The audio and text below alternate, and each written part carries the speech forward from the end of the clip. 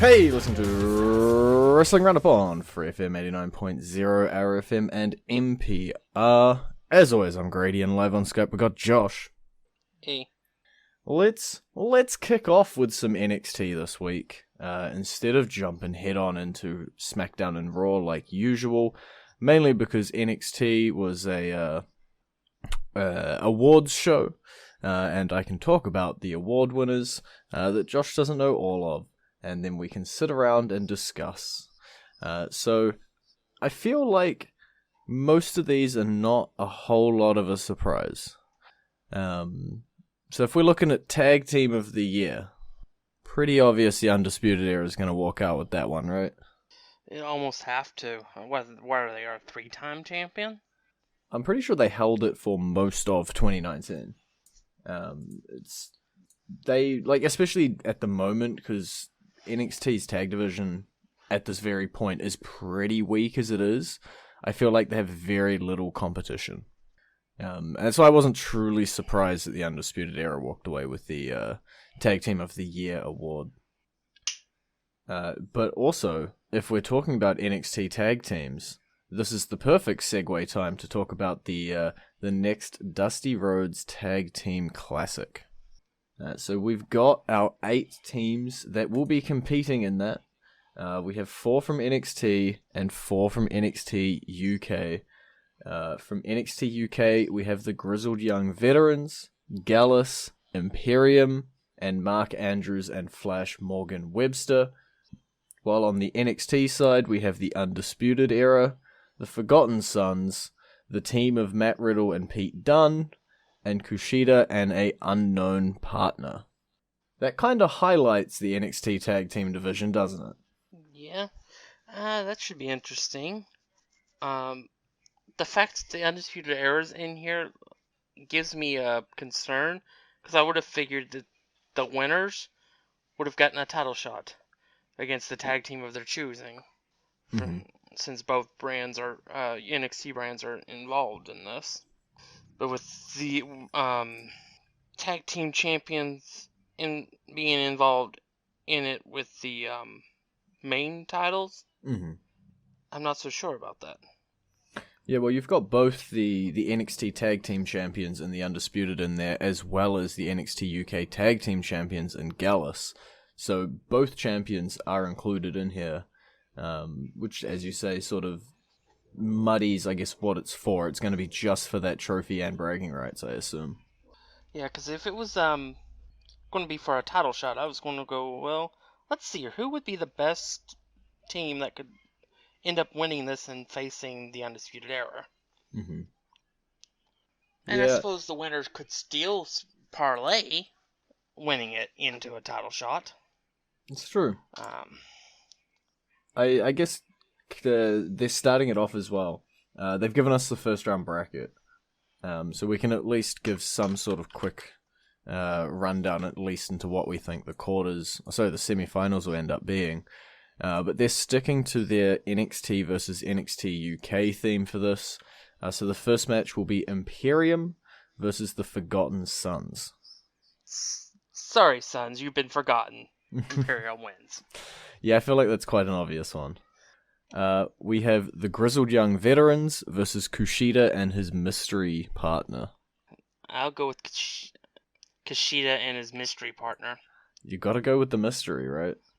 Yeah, because I think it was kind of pointless to do it that way and have them lose in the first round. Second round, okay, but the first round, not likely. Obviously, at the moment, Kushida's stuck in a feud as well, so I don't know if he's just going to be whipped on out of that one quickly, or maybe that might be involved in why he loses. Not a good look for NXT UK, as their tag team champions Gallus will be going against the NXT tag team champions, the Undisputed Era. Champ v Champ. I'll go with Gallus. Hey! We had to pick some NXT UK soon. And then the fight. There you go. Well, we already picked some UK tag team to begin with. Astro Imperium. Well, then to level it out, let's look at the last match. Matt Riddle and Pete Dunne taking on Flash, Morgan Webster, and Mark Andrews. Yeah, that one I don't understand because it's two face tag teams against each other unless something has happened on NXT UK that I don't know about. Well, to be fair, Imperium versus Forgotten Sons, I believe that's two heel teams going against each other as well. So's Oh, Um, no, Gallus' face. so I'm gonna go with the team that intrigues me the most, Riddle and Dunn. Okay. That could actually be a powerful tag team in NXT if they want to use it, if they want to go down that route. Mm-hmm. Yeah, Riddle and Dunn in this tournament, they remind me of Black and Ricochet. Where you were like, I could see this. And then they went on and they had really great chemistry and it worked. It'll be interesting to see. Matt Riddle and Dunn, both of them pretty technical dudes, so it's not a crazy pairing. And then that leaves us to those four teams. We got Imperium, Gallus, Kushida and Mystery Partner, and then Riddle and Dunn. I'll go with the finals of Dunn and Riddle versus Gallus. Okay. Final winners being? Dunn and Riddle. Yeah. I don't know. When I saw the 8 teams listed out, I looked at them and I was like, Dunn and Riddle are my guys here. Just, it seems like such a pairing to do if you're not going to give them the win. But I don't know. For all we know, it may end up being Kushida's partner may end up being Finn Balor, and he stabs him in the back immediately, and it changes everything. Yeah. Kushida's partner, I think, is the other great part of this, just because we don't know who it is.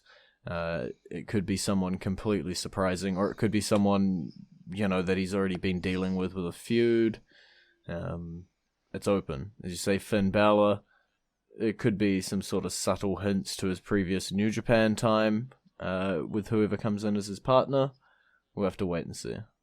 But early call is Matt Riddle and Pete Dunne winning the Dusty Rhodes Classic. Now we have to swing all the way back to the NXT year-end awards. And to talk about another award that probably wasn't going to go many other ways, the NXT Male Competitor of the Year, it went to Adam Cole, baby. And is there a surprise? Nah, absolutely none. The Undisputed Era in singles and tag and everything have been on the top of the world at the moment in NXT, so utterly no surprise. I think if they had a female member, they would have swept that as well. No, they wouldn't have. Depends Unless who the that female member was Shayna Baszler. Yeah. So these first 3 awards, nobody is surprised at all at the winners of. Because as you correctly say there, Shayna Baszler won the NXT Female Competitor of the Year. Who else could it have been? You had a woman who's been the champion the entire year. And dominant. It would have been like when Asuka was champion for 520 days. Mm-hmm. If you awarded the women's Star of the Year to anyone but Asuka, it would have been an immediate invalidation. Yeah. At the moment, NXT is the Undisputed Era. They're holding all the belts. They won all the year-end awards. Let's see what 2020 holds for NXT in the Undisputed Era. Small part to mention is that Adam Cole also won NXT Overall Competitor of the Year, which would have just been him running against Shayna. Pretty much. Let's give more awards to the Undisputed Era as the NXT Rivalry of the Year goes to Johnny Gargano versus Adam Cole.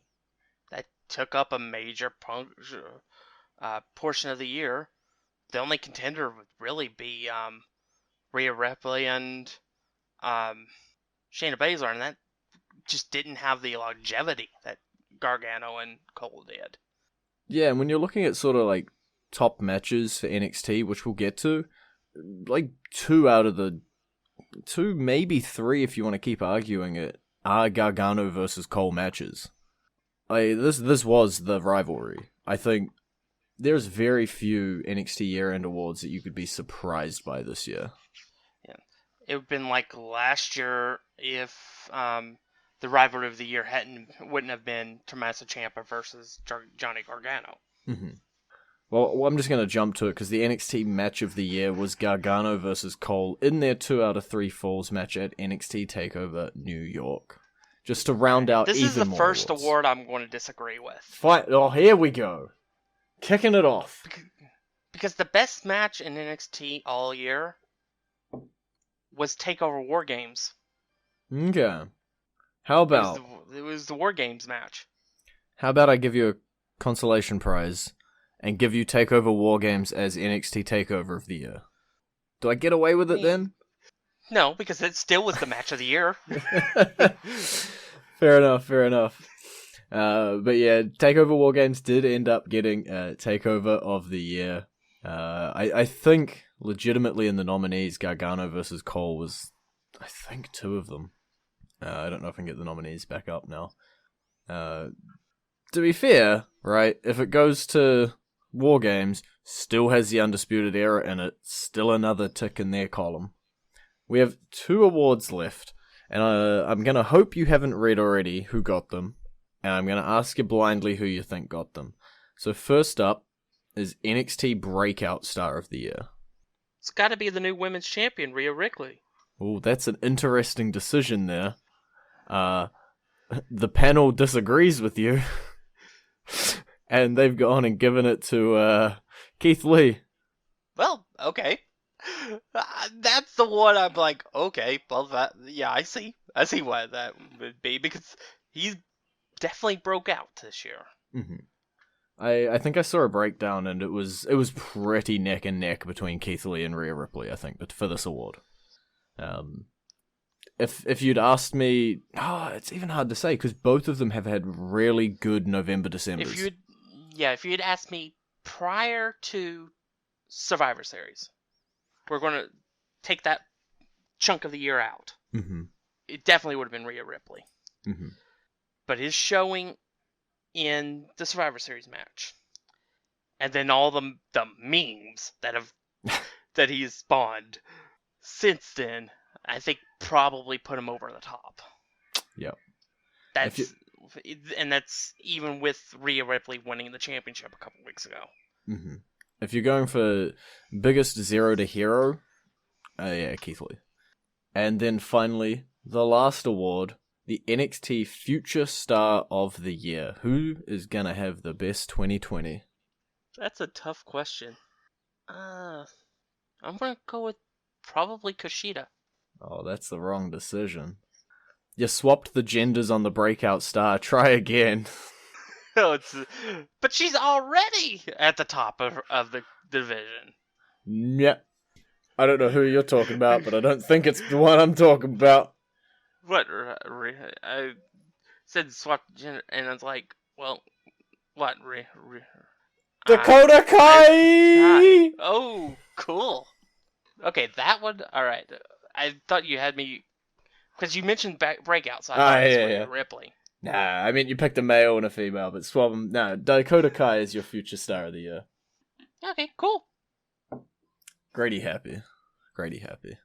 Alright, well, we've talked about the NXT stuff for quite a while, and that means it's about time to go into our entrance theme of the week. We'll talk about a little bit more why on the other side of the song, but for now, here is Andrade's theme.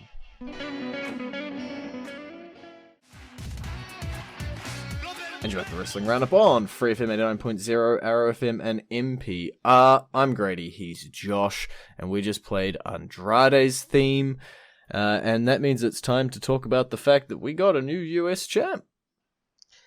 Yeah, it just had to happen after we recorded the last week's show. It always does. Yeah, their big show in the Garden after Christmas. We should have seen something coming. I'm gonna be honest, I was entirely oblivious to that fact. It was not on my radar at all. I goofed up. I didn't see it coming. I see the news break and I'm like, I didn't know the show that they were going to be doing a Garden show, to be honest, after Christmas. But yeah, that they pulled that a couple of years back. I think it was with the tag team titles back then. Mm-hmm. On a few years back, and then about a year and a half ago, AJ Styles won the U.S. title in the Garden on a house show. And now we have Andrade winning the U.S. title on a house show in the Garden. Big boots. And it's a kind of a double whammy week for him, because this wasn't the only good news he got this week. No, he proposed to Charlotte Flair, and she said, "See." I vaguely remember it was Andrade just tweeted, "She said see," with no photo, no context whatsoever, and everybody immediately knew what it was. It was just like, yep.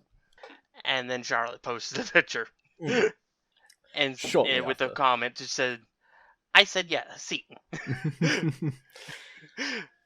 Yeah, it's been a good week for Andrade. He's quite deserving of his theme being played, because he also managed to take out Ricochet on Raw.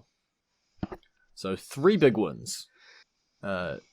Small bit to mention there with him taking out Ricochet. Are we still worried that Ricochet is going to become that jobber to the stars in the mid-card?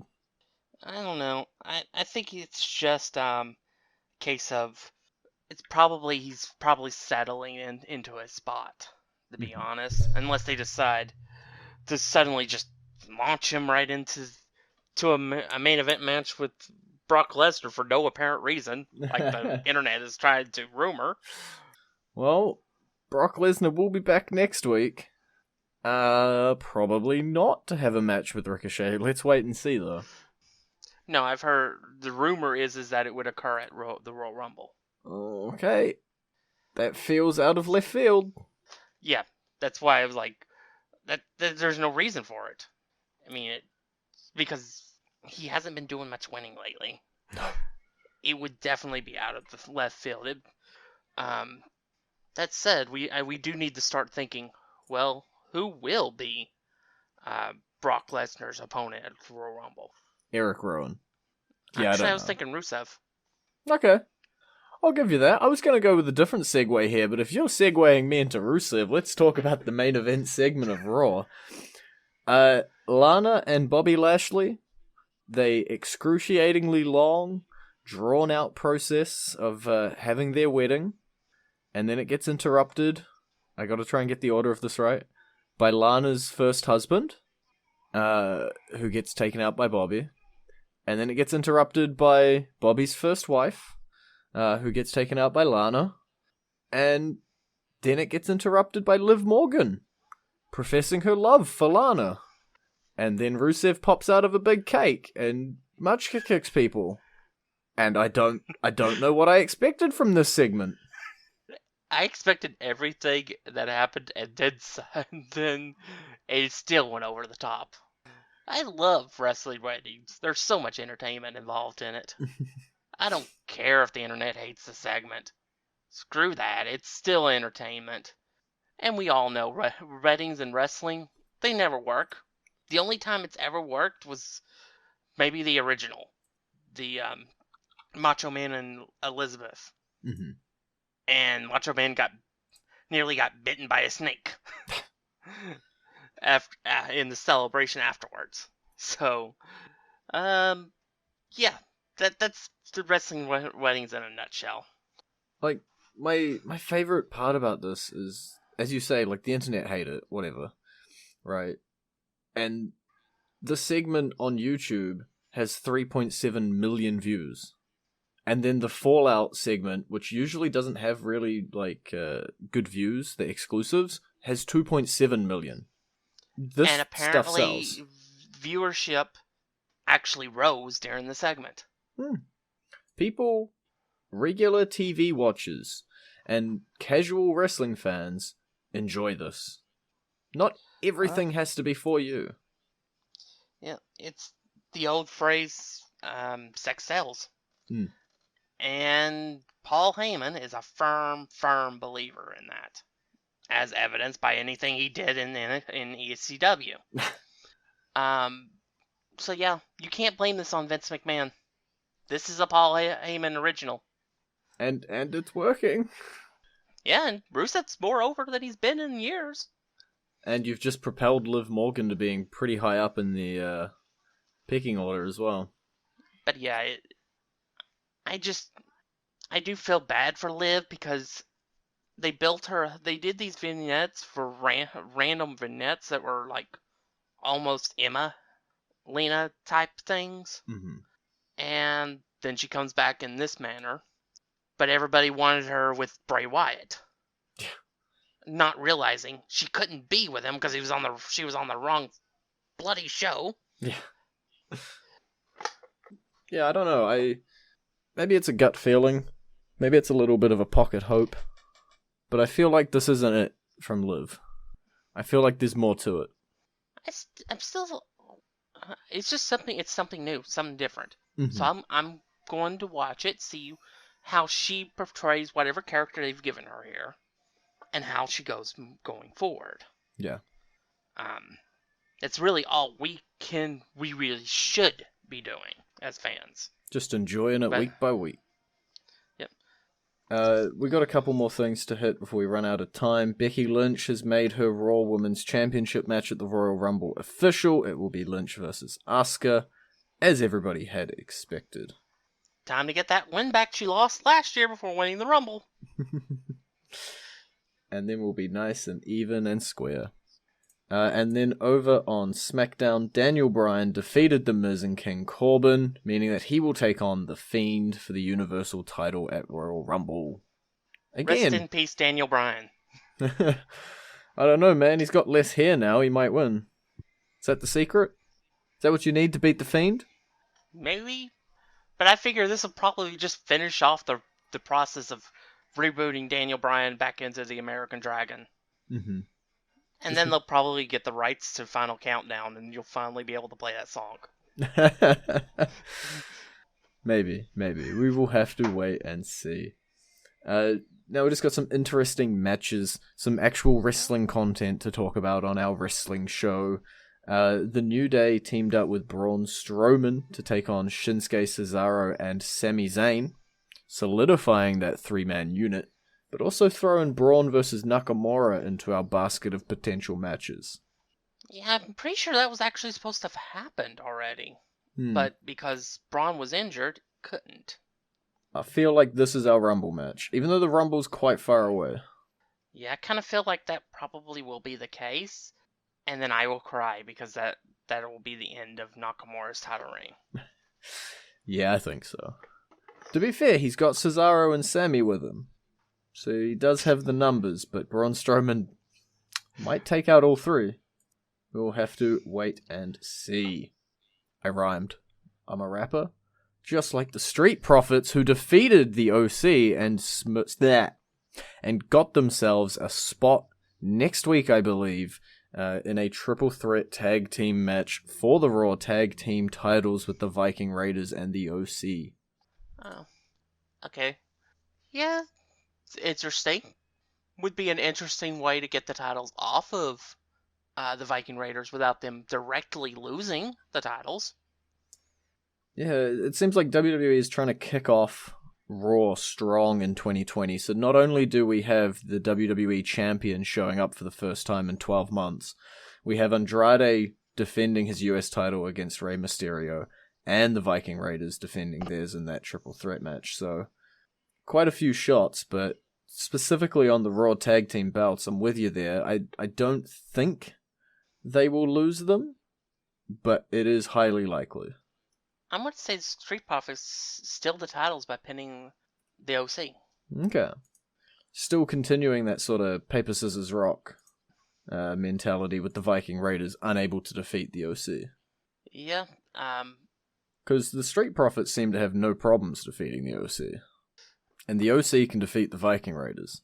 And the Viking Raiders can defeat the Street Profits. We're in a classic triple threat tag team rock, paper, scissors standoff here. Classic.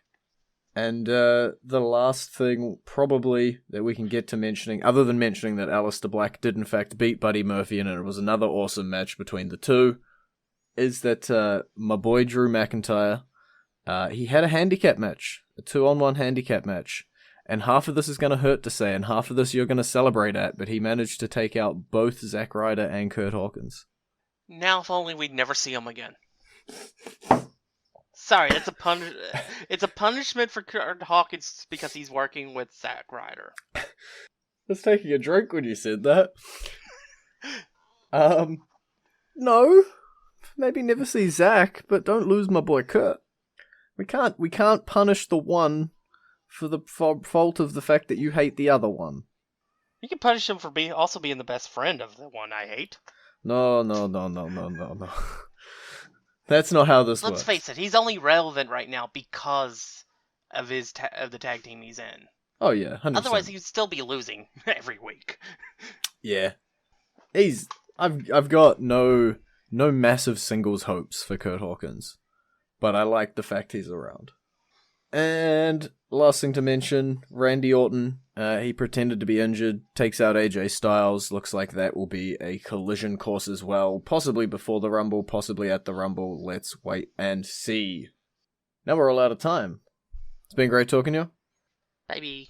You visit our Facebook page, facebook.com/WrestlingRadio, or Twitter page, twitter.com/WrestlingRadio. And we'll see you next week.